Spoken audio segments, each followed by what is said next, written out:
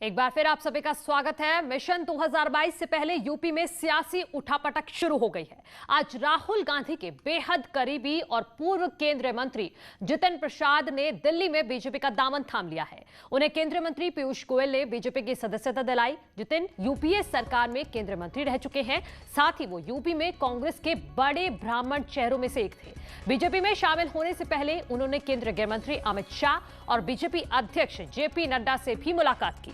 कमल थामते ही उन्होंने कहा कि वो पीएम मोदी की नीतियों से प्रभावित हैं, इसीलिए दिल की आवाज उन्होंने सुनी है और बीजेपी का दामन थाम लिया है।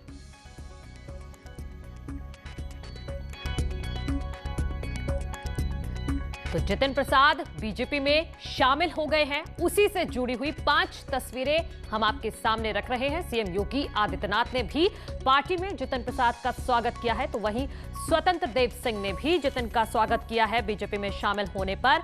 और शामिल होने से पहले अमित शाह से भी मुलाकात की थी, जेपी नड्डा से भी मिले थे जितिन प्रसाद, और उसके बाद पीयूष गोयल ने बीजेपी ज्वाइन करवाई है जितिन प्रसाद को, जो बड़े नेता हैं कांग्रेस के।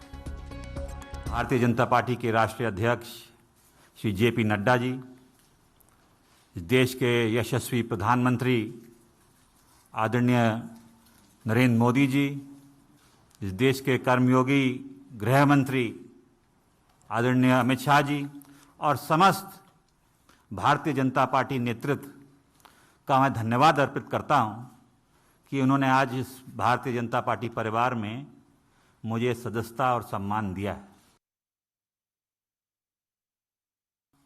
कांग्रेस पार्टी से 3 पीढ़ियों का साथ रहा है, तो ये महत्वपूर्ण निर्णय जो मैंने लिया है, बहुत विचार मंथन और सोच के बाद मैं इस फैसले पे पहुंचा हूं। और सवाल ये नहीं है आज कि मैं किस दल को छोड़ के आ रहा हूं, मगर सवाल ये है कि किस दल में जा रहा हूं और क्यों जा रहा हूं। वहीं बीजेपी में शामिल होने के जितिन प्रसाद ने मोदी, शाह और जेपी नड्डा का धन्यवाद दिया है। उन्होंने कहा है कि मैंने काफी सोच समझकर यह फैसला लिया है, क्योंकि आज के समय में बीजेपी ही सही मायने में राष्ट्रीय पार्टी है। उन्होंने कहा कि अहम यह नहीं है कि मैं कहां से आया हूं, अहम यह है कि अब मैं कहां जा रहा हूं। तो जितिन प्रसाद जो कांग्रेस के बड़े नेता थे, आज बीजेपी में शामिल हो गए हैं। अमित शाह से मुलाकात की, जेपी नड्डा से मुलाकात की, उसके बाद पीयूष गोयल ने उनको पार्टी की सदस्यता दिला दी है। और जितिन प्रसाद जो कांग्रेस के बड़े नेता थे और ब्राह्मण का एक बड़ा चेहरा इनको माना जाता है, और अब ये बीजेपी में शामिल हो गए हैं। और मिशन 2022 से पहले बीजेपी में शामिल होने के बाद अब जितिन प्रसाद को आगे क्या जिम्मेदारी मिलती है, इस पर भी न्यूज़ 18 की नजर लगातार बनी रहेगी। वहीं सीएम योगी ने जितिन प्रसाद का स्वागत किया है। जितिन प्रसाद का पार्टी में स्वागत किया गया है योगी आदित्यनाथ की तरफ से। योगी आदित्यनाथ ने कहा है कि जितिन प्रसाद के बीजेपी में आने से यूपी में बीजेपी को मजबूती मिलेगी। ये ट्वीट किया है सीएम योगी आदित्यनाथ ने। कांग्रेस छोड़कर बीजेपी के बृहद परिवार में शामिल होने पर जितिन प्रसाद का स्वागत है। जितिन प्रसाद के बीजेपी में शामिल होने से पार्टी को काफी मजबूती मिलेगी, ये सीएम योगी आदित्यनाथ ने ट्वीट किया है। अपने ट्वीट के जरिए जितिन प्रसाद का पार्टी में स्वागत किया है सीएम योगी आदित्यनाथ ने।